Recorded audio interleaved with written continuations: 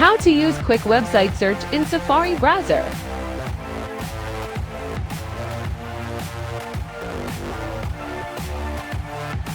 Quick website search in Safari allows you to search within specific websites directly from the address bar without needing to first visit the site. Here's how to use and set it up.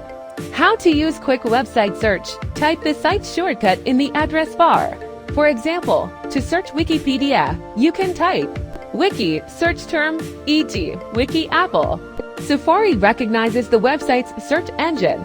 Safari will display search results from Wikipedia directly without requiring you to navigate to the Wikipedia homepage first. How to set up and customize quick website search. Open Safari settings. On a Mac, go to Safari Settings. On iOS devices, go to Settings, Safari. Enable quick website search in the Safari settings. Scroll down to quick website search and ensure the feature is enabled. Manage and add websites. Safari automatically adds websites that you frequently search. You can view and manage these by tapping quick website search in settings, where you'll see a list of sites Safari has stored.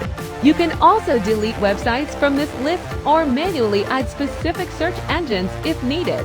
Tips: search shortcuts are added automatically when you use a website's search bar while browsing, so you don't have to manually configure each website.